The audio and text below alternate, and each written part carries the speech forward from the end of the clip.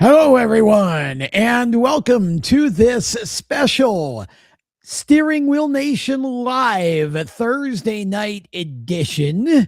My name is Tom Baker, the senior editor of Steering Wheel Nation, also the founder and the host of the Tom Baker Show. And I am joined by my co-host from the Tom Baker Show, Jacob Seelman, our SWN news editor. And of course, we've got the Picasso of production, Chris Murdoch, also punching the buttons for us so that we actually can stay on the air for more than 30 seconds because nobody wants me producing a live show. So, Jacob, it's great. It's great to, it's fun to do this. And we hope that we get some folks tuning in here. And we're just going to talk about, we've had so much stuff come out this week between the stuff that's come out from the PRI show, that is the Performance Racing Industry Show, for those of you who don't know, out in Indianapolis. It's going on as we speak. And of course, then, NASCAR just suddenly blew our minds this morning. And we did not have settlement on our bingo card for this week for the NASCAR lawsuit. But Jacob, that's exactly what we got. I gotta say, when I first heard about this morning, I almost didn't believe it. But sure enough, here we are. The case has been settled. It has. And you'll notice my attire is very pointedly picked tonight. If you'll notice, and I'll move my hand. Well, wrong hand. See, this is what we get for live. There Hall we of go. Famer.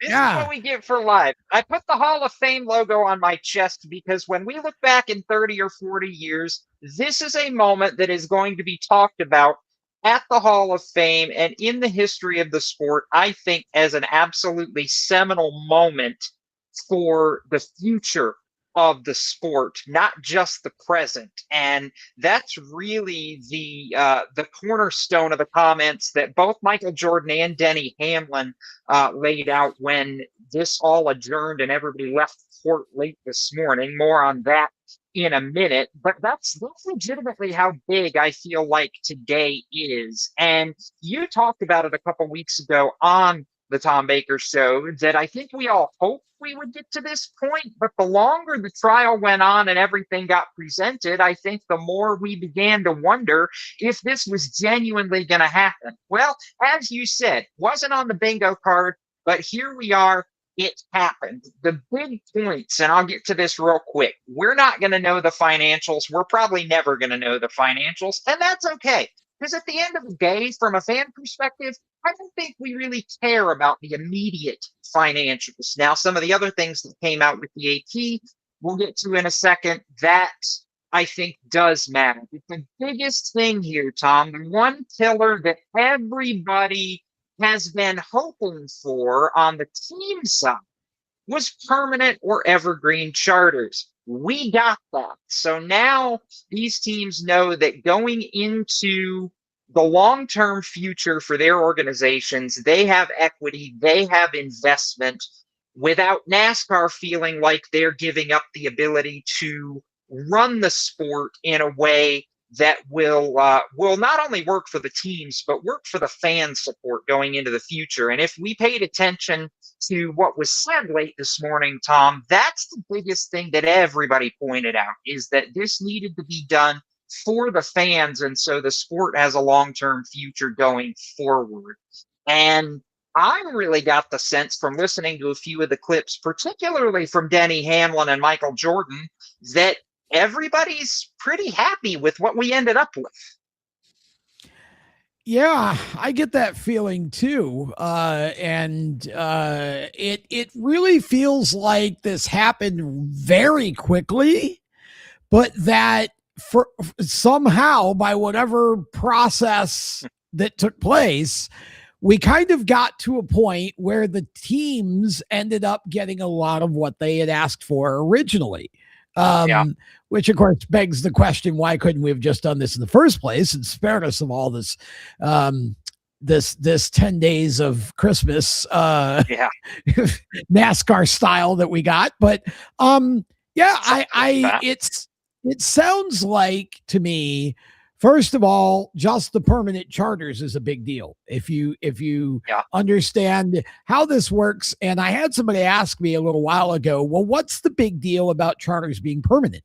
I said because it gives some stability to the financial value of your team. That's really what this Yeah. is that Yep. charter is kind of your tradable sellable value, kind of like what a franchise would be in a stick and ball league. And so having it permanent now, creates some long term, at least perception that, we're in a good place and that each team has, a value. And then so investors, sponsors feel better about, bringing dollars into your program. And so that's actually, at least on the surface, that is a really big get. Now, there are some other things that we seem to be learning that the teams may have gotten, that I think are as or even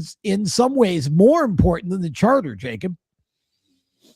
Yeah, and there's a couple of things to that here, and I first want to circle back for just a second on the point of, okay, everybody hears, hey, the teams are getting evergreen or permanent charters. How is that happening? Because I've seen that asked from a few places today. Well, that part is basically as simple as rewriting the provisions in the rule book surrounding the current 7-year duration, or in the charter Right. agreement, I should say, and Yep. then presenting it to the teams to sign and ratify individually, which, to our understanding, Jenna Fryer was the first to report on this from the Associated Press, is that there will be or there was a Thursday afternoon call, prior to us going live here, to discuss the new charter model. And you mentioned there are a few other things that come into this. Reportedly, teams are going to share in international revenue for the first time, which is a huge deal considering that Yeah, that's NASCAR big. does have footholds outside the United States. There was a previous three-strike rule, which it's a little weird to try and explain, but basically the teams could pose something that they didn't want as a considered strike, as we're starting to hear about this. Apparently, the Roval in 2018 was one that never got totally agreed on, by the way. But that's going to be reinstated as a 5-strike rule, where if 5 things happen that the teams don't like and vote against, for lack of a better way to put it, that then the provision or the non-compete against NASCAR in terms of the charter system could be null and void, so to speak. Um, and that the teams will get 1/3 of the revenue from intellectual property, such as the next gen car. Which, by all of this, means that the revenue will have to be periodically renegotiated every time there's a new media rights deal. So there's a current deal Right. that's going to be in place through the end of this current 7-year picture. And then at the end of the current 7-year deal, they'll renegotiate the revenue splits, et cetera, et cetera. Um, what this all comes down to is Denny, Michael, Bob Jenkins, 2311 front row went to bat for all the teams to get the teams more revenue so that they can be financially stable. And yeah, the end goal is here, you want to operate and not be operating at a deficit every single year you exist, as we Yeah. heard Bob Jenkins testify during the trial that he and front row had done. So this, to me, all the pieces coming together, and like we talked about right off the top, we're probably never going to know everything. And quite frankly, I'm not a legal expert. I don't want to know everything that goes into this, just being real here. But I think the big picture here is quite simple. Denny, MJ, 2311 front row, they went to bat to get the teams financially stable. or financial stability going forward. And Yep. all of this sounds like we got that. I hate, like you said, and Judge Bell said too, I hate that it took 8 days of testimony to get to this, but 8 days of testimony accomplished what he couldn't do in 2 days of mediation earlier this year. One of those where, okay, the jury has to hear it. Now we realize this is the direction it's going. Oh, maybe we ought to settle. And Tom, I'm going to circle something really interesting right quick. I find it unusual timing, perhaps, that we get this a day after the letter comes out from Johnny Morris of Bass Pro Shops that just, I'm going to call it scathing. That seems to be about the best adjective that I think fits, but just put NASCAR on blast, given that Bass Pro is one of the biggest partners of multiple teams and in the sport as a whole. So it's funny how all these things seem to pop up and come all at once here. I'm not going to speculate for sure, but at least if you're asking my opinion, I feel like maybe the vibe was this was going to go in the team's favor. And finally, everybody realized maybe we ought to step up to the plate and get something done so we all can at least have some of the things we want. If you're NASCAR side, I mean, we got reports at the end of this trial that not only were there handshakes going on between MJ and NASCAR's lawyers, there were daps that just everybody seemed happy that this finally got done, which is far and away not what I was expecting when, like you said, when we went into today. I mean, this has been contentious to a fault, and all of a sudden, boom, sunshine and rainbows. Or if you're Jimmy Johnson, boom, confetti. Yeah, well, that's true. And by the way, for those of you watching, feel free to jump in the chat with your comments or questions, thoughts, whatever. We'll pick some of the best ones, put them on the air. This one from Alex Strickland. As Judge Bell said, I think the settlement was the best outcome for the fans and the teams. And I agree for the most part based on what I know. So thanks, Alex, for that comment. Thanks for joining us tonight. Appreciate that. Yeah, I mean, to get back to your points, Jacob, first off, I think more than just the Johnny Morris letter, I think the letters that were introduced from Rick Hendrick and Roger Penske, which both made it clear to Jim France that, this business model doesn't work. I mean, when Rick Hendrick said we won the title twice in 5 years and lost 20 million, that math doesn't math. It just doesn't. No, it does not. And then if you add on top of that, the revelation from Richard Childress that was brought out that he was, talking to someone about selling at least a portion of RCR. Okay, but that person, the potential buyer, was bound by an NDA, and yet somehow NASCAR still found out about this. Where was the leak? Who was the plant? What I mean, that all of that together, just absolutely damning, in my opinion.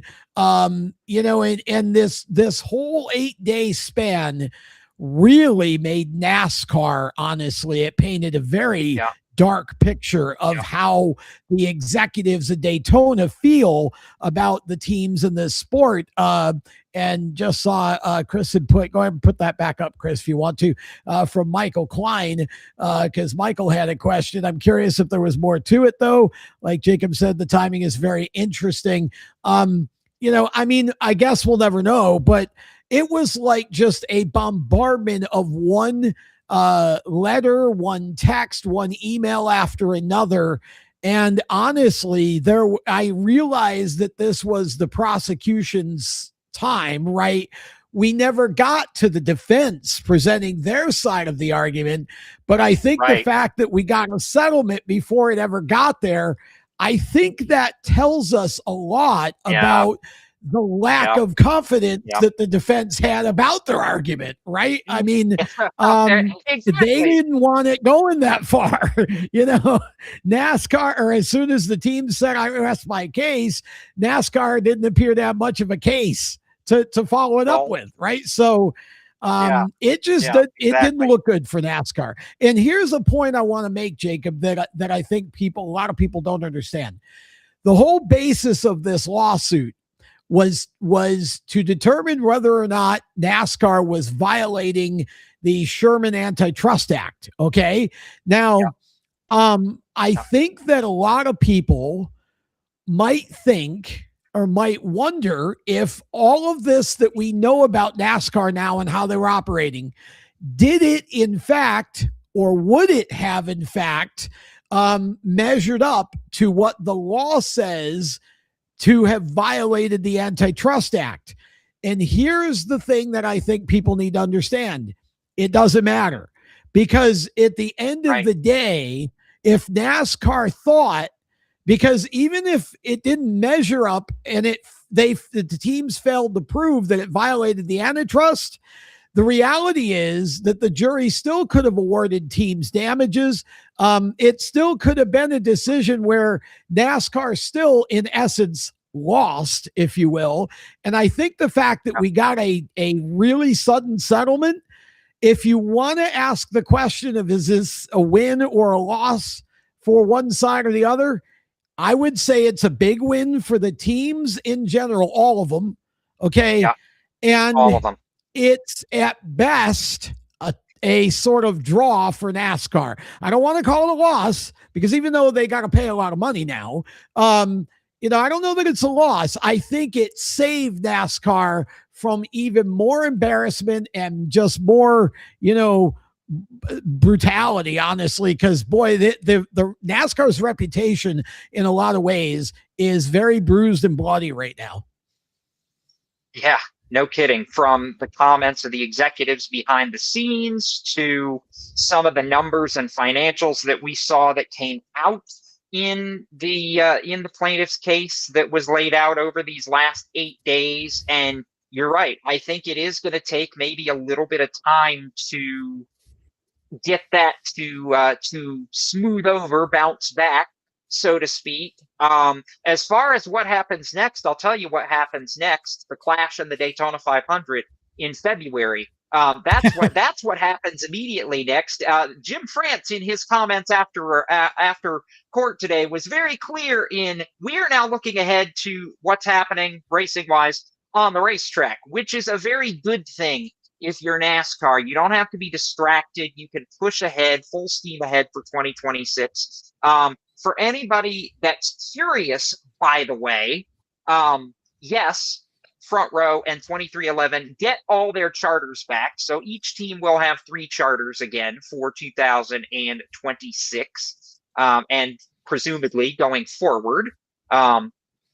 And I think what we've learned is that Denny and Michael bucked up, if you will, to try and better things for everybody. And I really think, honestly, that they accomplished that. I think, or at least I hope, we're going to see going forward that the teams from a business perspective are going to be much healthier than what they've been.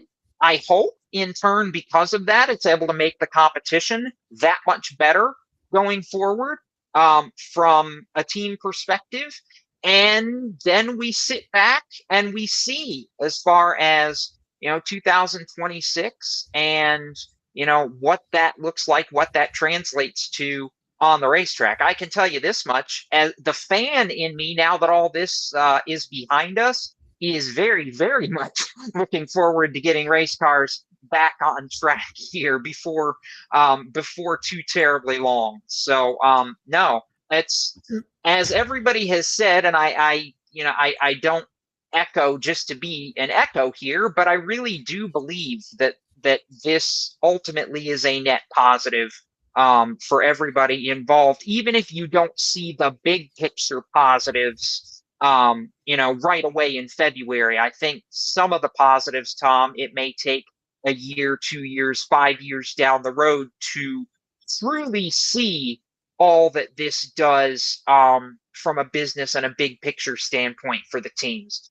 And as I'm watching the live chat, I do want to make the point, a good point that Alex Strickland just pointed out. Now, the next big announcement that we've got the trial over with is, okay, the question mark that's still hanging out there is the playoff format for 26, which, oh, by the way, we still don't know that either Playoff? from a points perspective.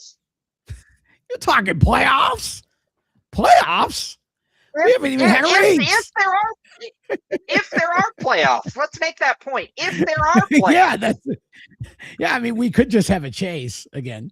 I mean, it's just funny to that was a great comment, by the way, and thanks, Alex, for chiming in. I mean, first of all, I'm glad the trial's over because I was going to have to go buy more popcorn. Was just about out of popcorn.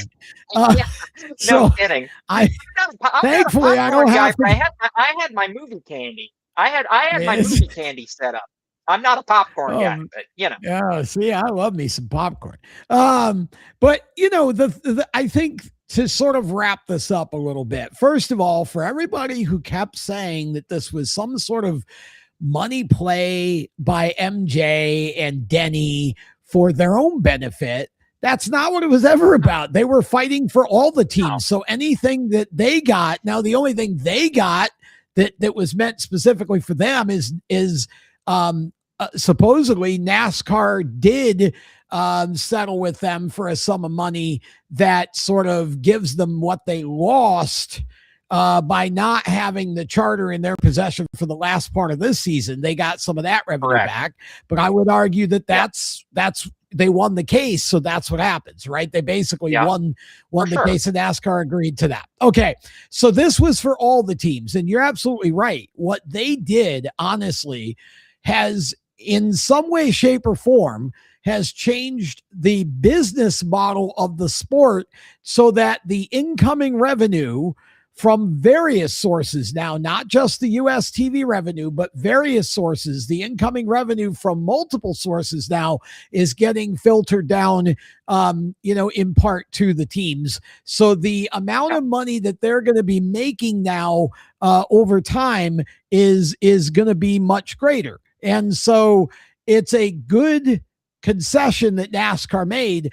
And in terms of the timing of this, I do find it interesting. It also followed basically Jim France's testimony, which, again, I don't want to beat up on Jim France too bad, but Jim certainly didn't do himself any favors. So I feel like if we look back to some of the things Denny said, has said over time on his podcast or even, on Twitter or whatever, as we got toward the fall, and especially over the last couple months, Denny was pretty adamant that one side is on a suicide mission. And I think we saw what he meant by that now, because, given the PR nightmare that this has been for NASCAR over the last couple of weeks, I just feel like that what NASCAR ultimately did by giving the teams these concessions, now it can be spun into, well, this is a great thing for the sport and everybody won and we're all happy. So, I mean, to just end this part of we're going to keep going here. We got a few more topics, but just to end the NASCAR trial part of it, unless anybody else has a question, we'll try to answer it or whatever. But, I'd say that, based on what happened today, the teams are now in a better position going forward than they were. And honestly, maybe Jim France needs to have just a little bit smaller of a yacht. That's basically how this worked out financially. That's fair enough. On that note, as we alluded to off the top, guess what? It was day one of the Performance Racing Industry Trade Show. And anybody that follows the PRA trade show from year to year knows that there's a lot of news that comes out of PRI every year, because everybody that's anybody in motorsports is there. Normally, you and I would be there too, but that's a conversation that's neither here nor there. What we do know out of today is twofold, and this is actually pivoting to the dirt short track side. Number one, and this I did not have on my bingo card in any way, shape, form, fashion. Not a zip zilch. Flow Racing, yes, that's Flow Racing, in case you're wondering, has purchased the Lucas Oil Late Model Dirt Series from Morgan Lucas and Lucas Oil Products going forward. My eyes got really wide and my jaw hit the floor. I was actually on a break at work when I saw this morning, and yeah, it took me about 5 minutes to grab my chin and kind of crank it back up off the floor, because this is one of those. It changes everything, even though it kind of sort of changes nothing.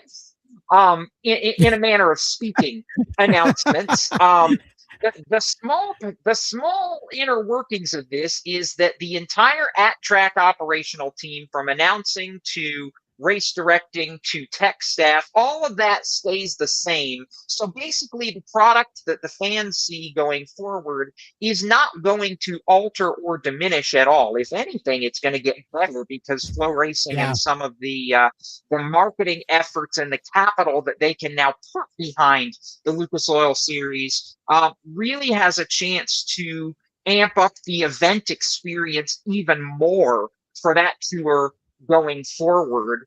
That's where I say it changes nothing, but yet it changes everything, because I do believe, and Lucas Oil is going to stay as the title sponsor, Tom, of the series, which I Right. think is important. But really, I think Lucas as a family, as a brand, and Morgan kind of alluded to this in some of his comments.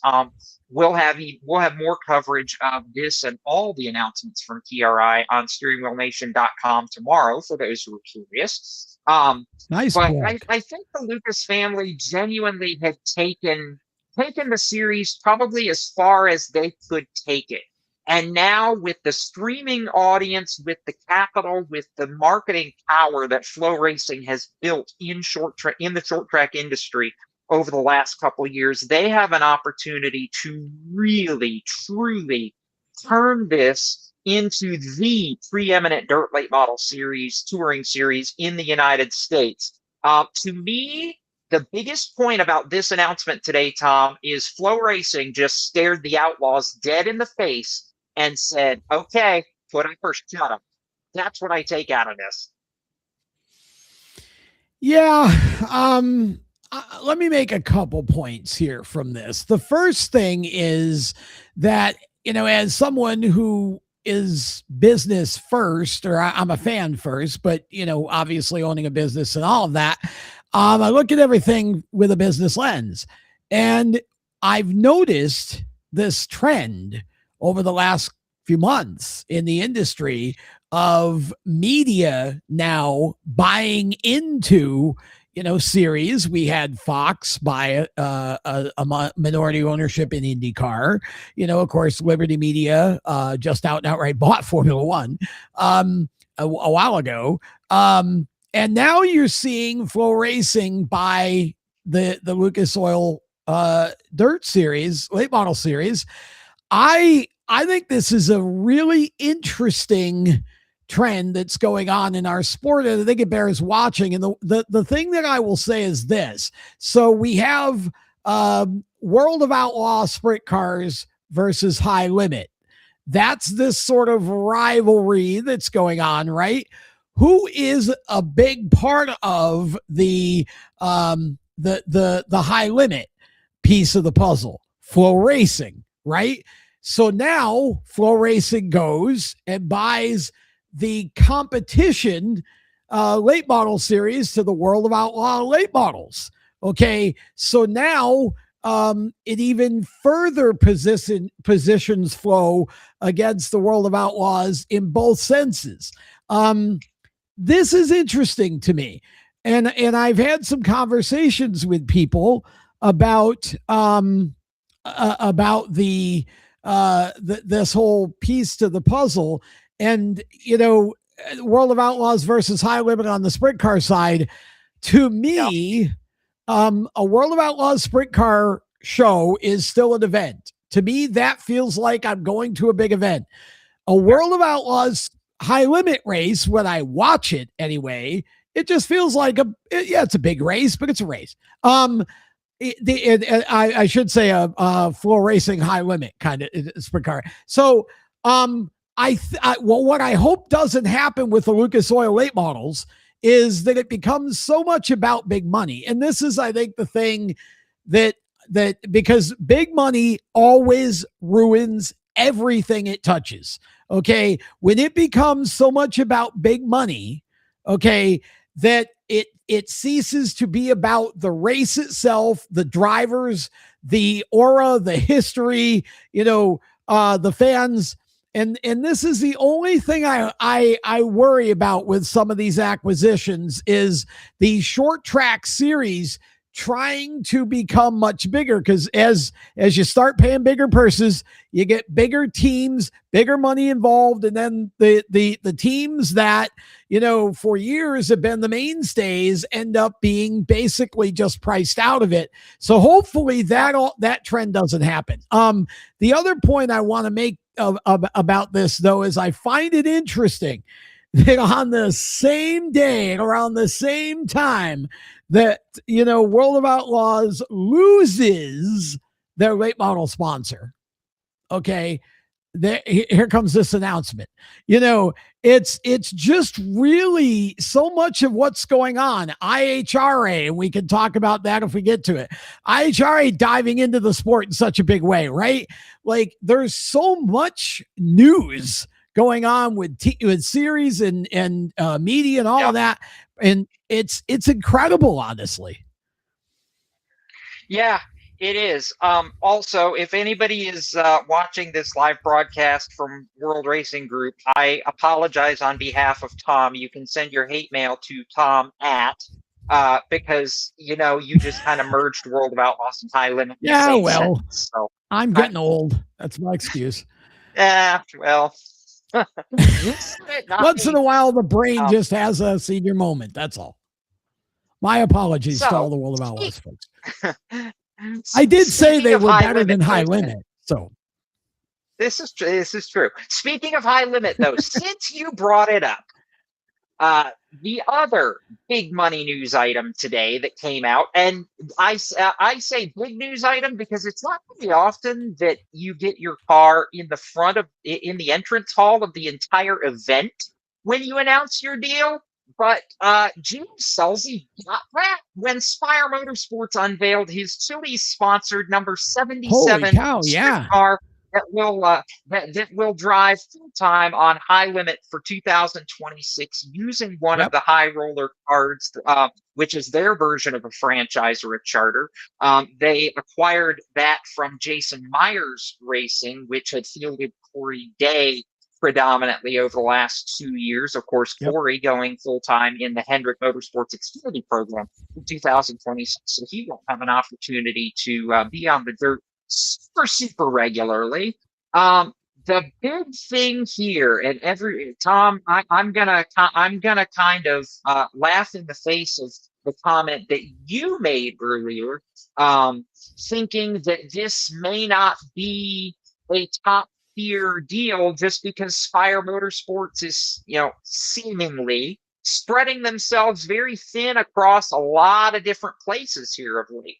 But when I read deeper into the infrastructure that Geo is going to have next year, and this team, even though it is going to be branded as Spire Motorsports, is going to work very closely with Clausen Marshall Racing and Tyler Courtney, who, if you remember, Geo filled in for while Tyler was hurt the second half of this year. Right. They're going to work closely with CMR, who has been there, done that 100 times over, or so it feels like. But the huge nugget that came out of this is that Geo will have Eric Prutzman, future Hall of Fame crew chief Eric Prutzman, who won 6 straight national sprint car championships with Brad Sweet and the number 49 team for Casey Kane Racing. When you get somebody with that kind of know-how, no pun intended, to Eric's former ride that was Napa sponsored, but when you get somebody that good who is knows his craft the way Eric does and can tune on these cars the way that he has for so many years and so many wins, you want to talk about a premier opportunity. Not that what Gio had at KCP Racing and the 18 bunch with the Outlaws was not a premier opportunity, because it was, but I feel like this is even a step up from that. If you want to watch Gio Scelzi become a championship contender, and right now, I'm saying this right now, December 11th, 8:36 p.m. on this show, and Chris can flip me if I'm wrong at the end of next year.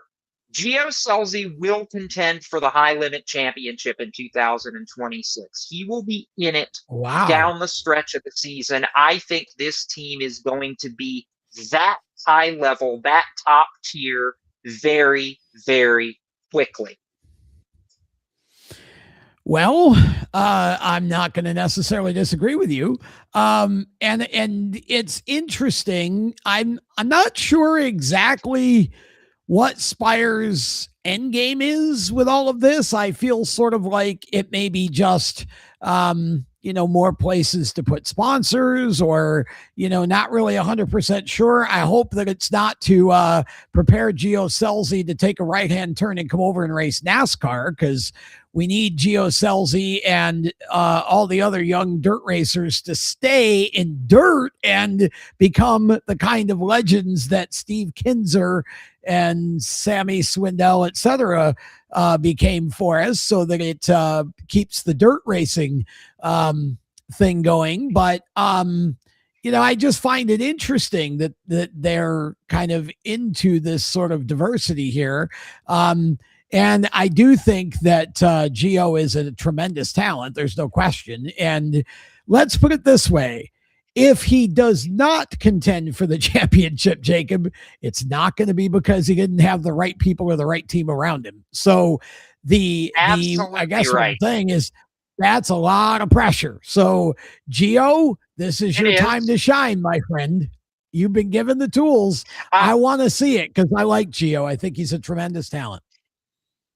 He is a great personality. And lest we remind everybody that doesn't realize this, Gio is the younger son of past NHRA Top Fuel and Funny Car champion Gary Scelzi, who, if you've never met Gary, is an absolutely amazing interview in his own right. And Gio takes after his dad in that regard. He has got a lot to say and isn't afraid to say it.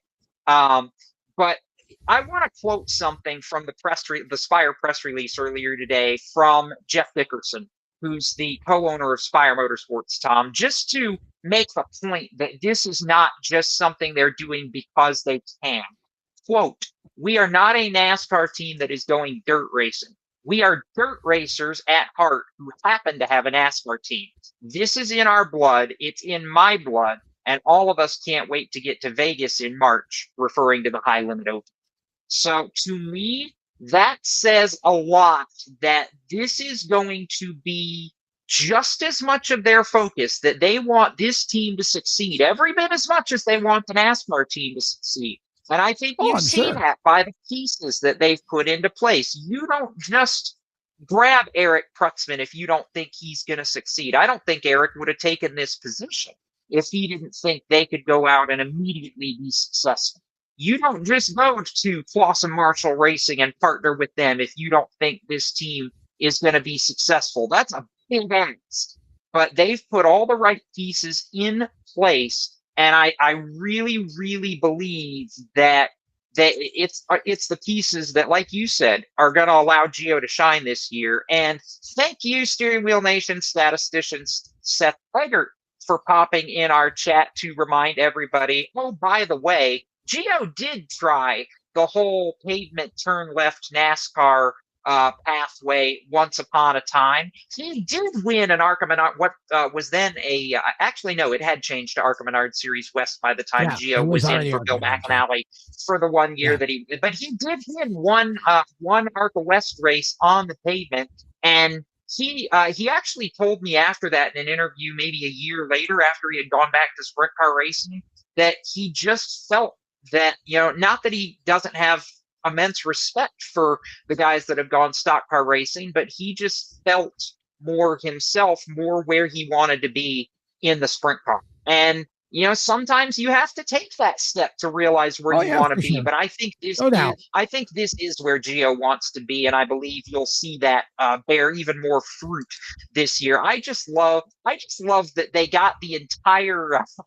I really do. I love that they got the part in the entrance hall for the opening day of PRI. Like I said, they wanted to make a splash. They did that. Now, here's my real question, because we've seen Justin Haley, we've seen Carson Hocevar have the overalls, the fire suit, the cowboy hat at the racetrack.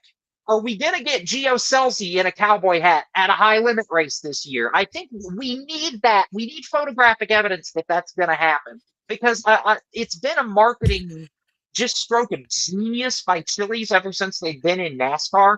And I just think it's funny, because anybody that's met Gio, he's not the tallest guy in the pit area, but the hat probably would give him that extra 6 inches to make him a little more intimidating at least. Well, to be fair, neither is Justin Haley. I mean, we both know Too. Justin really well, and I mean, I'm short too, so I resemble that remark. And no, I am not. Does I that am mean not going to put on the does that mean cowboy I hat. need to get you a cowboy? Like, oh, you know, fun. I would wear it. I mean, look, cowboy hat, and cowboy boots, and I'll even do a buckle if I think it's cool. I will say this: if they do with Gio Scelzi, I think he's still gonna not measure up to not measure up Carson Hocevar. to either Justin or Carson, as far as and especially Carson, because I just think, because it's so out of place for Carson Hocevar. Let's Yeah, just be fair. honest, right? But that's what makes it funny, and Yeah, Carson yeah. wears it proudly and has a good time with it, and so Carson bought his hometown Chili's. Oh, by the way, just if we remember that from a few weeks ago, Carson really went all in with this whole thing. yeah.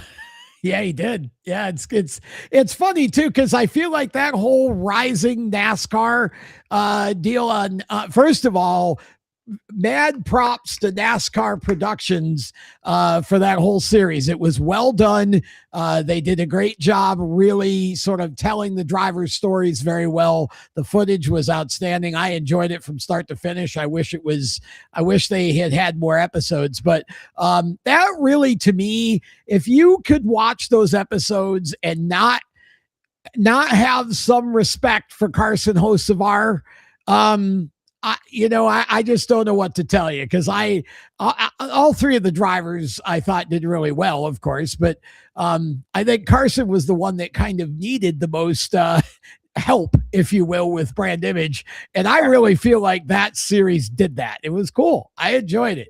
Sure. So yeah, let's go, Gio. Put the cowboy hat on and let's ride the Dente. By the way, and kudos again to Seth for this one.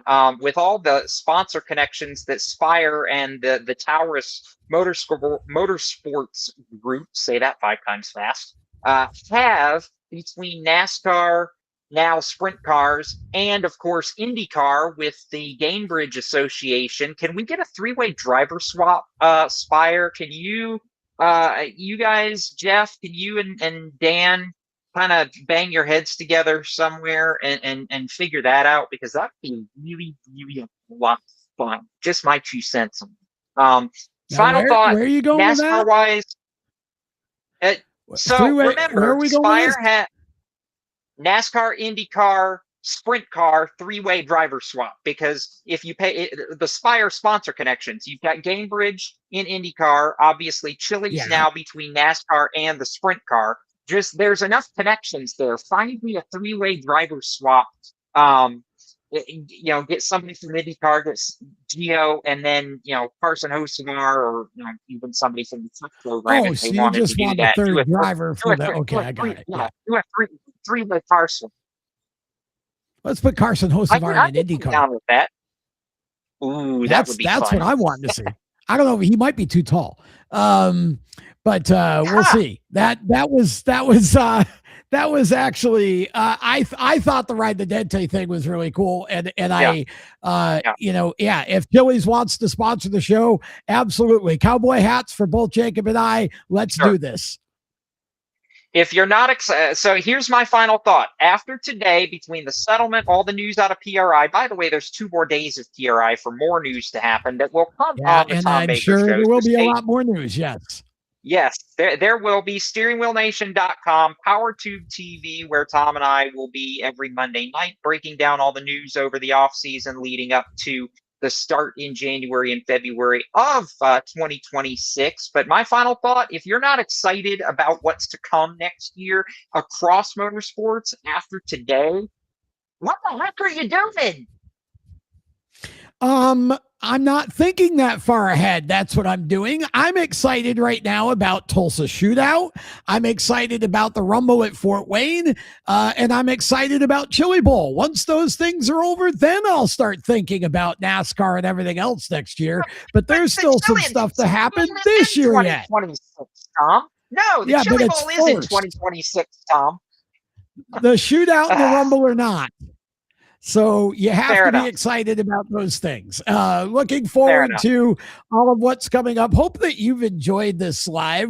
I think we'll probably try to do a bit more with this format every now and again as news warrants or as we feel like it. If you liked it, you want more of it, let us know, because if you really want it, then we'll bring it. So again, at Steering Wheel Nation at the Wheel Nation, I should say, on Facebook, X, and Instagram. Follow us on those channels. And let's see, X is Jacob Seelman 77 for Jacob, and Correct. at the SWN Tom, for me, and of course PowerTube TV, which Jacob mentioned. Our show Monday nights 8 p.m. everywhere, whenever it's 8 o'clock. When you're sitting, wherever you're sitting, and when it's 8 o'clock, that's when it's on. Watch PowerTubeTV.com is their website. Then go to watch them podcasts. We're on their podcast channel 8 o'clock on Monday nights. And by the way, if you're a LinkedIn person and you want to follow me at Tom Baker TV on LinkedIn, just search me that way and I will pop up. Feel free to send me a friend request.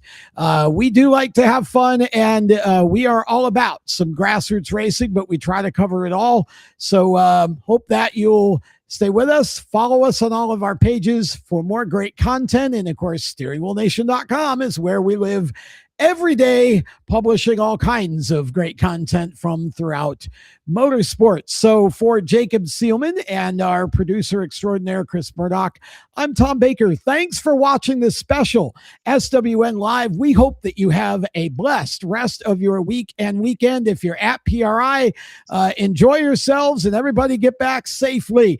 Good night, everyone.